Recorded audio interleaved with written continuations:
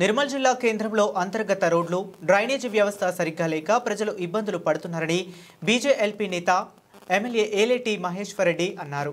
ఈ నేపథ్యంలో త్వరలో కేంద్ర ప్రభుత్వం ద్వారా అమృత్ 2లో నిర్మల్ మున్సిపాలిటీ చేర్చి నిధులు మంజూరు చేయించి సమస్యల పరిష్కారానికి కృషి చేస్తామని వెల్లడించారు. గతంలో స్వర్ణ ప్రాజెక్టు గేట్లు తెరిస్తే 40,000 క్యూసెక్కులకే జీఎన్ఆర్ కాలనీ ముంపుకు గురైందని, ఇప్పుడు 50,000 క్యూసెక్కుల నీరు వచ్చినా జీఎన్ఆర్ కాలనీ ముంపుకు గురి కాలేదు అని పేర్కొన్నారు. గత ప్రభుత్వంలో మంజూరైన నూతన ఆలయాలను కొత్త ప్రభుత్వం ఏర్పడిన తరువాత రద్దు చేస్తే తాము ప్రత్యేక దృష్టి పెట్టి మంజూరు చేయించాం అని తెలిపారు. ఉత్తర తెలంగాణలో భారీ వర్షాలు కురుస్తున్న సందర్భంగా అందరూ అప్రమత్తంగా ఉండాలని చెప్పి కోరడమైనది.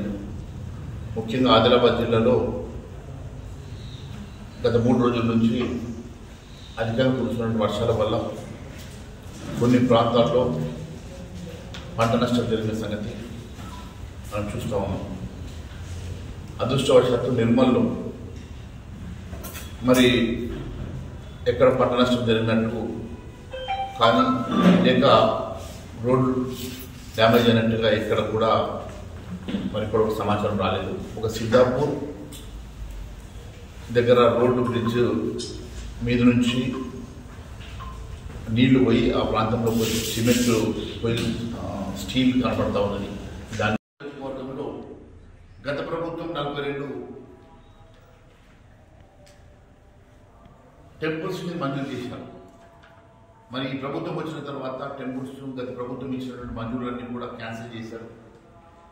సంవత్సరంన్నర నుంచి మరి దీంట్లో ఇంపార్టెంట్ టెంపుల్స్ అన్నీ కూడా మళ్ళీ మంజూరు ఇవ్వాలని చెప్పేసి నేను ముఖ్యమంత్రి గారిని, మంత్రి గారిని, కమిషనర్ గారిని అందరినీ కూడా కోరడం జరిగింది.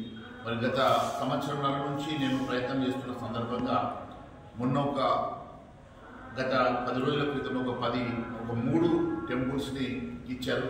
మరి ఈరోజే 13 టెంపుల్స్ని ఈరోజు మళ్ళీ మంజూరు ఇచ్చాను.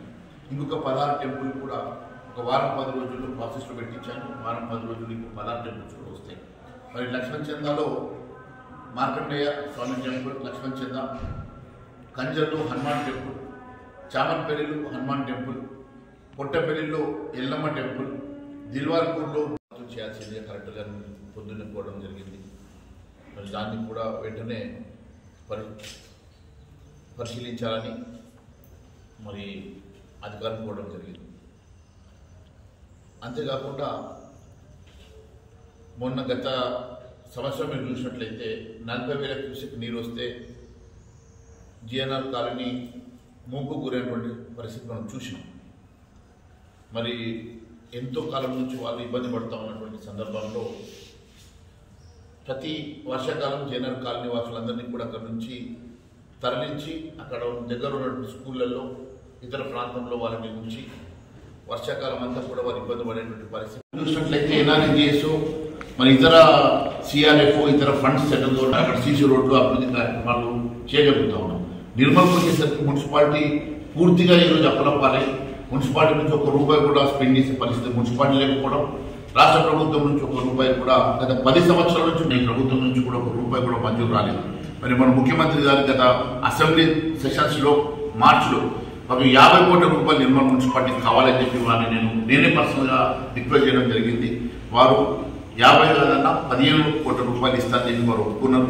ఆ ₹15 కోట్ల కూడా మరి ఇప్పటికీ దాదాపుగా మరి మార్చి నుంచి ఇది సెప్టెంబర్ ఆగస్టు అయిన 5 నెలల కాలంలో మరి అవన్నీ కూడా ఇంకా మంజూరు దశలో సర్క్యులేషన్లో ఉన్నాయి. అతి త్వరలో అవి కూడా నేను ఖచ్చితంగా మంజూరు చేస్తాను. నేను సెక్రటరియట్లో అధికారులతో ఎప్పటికప్పుడు మాట్లాడుతూ ఉన్నాను, పర్యవేక్షణ చేస్తూ ఉన్నాను. ఎందుకంటే నిర్మల్లో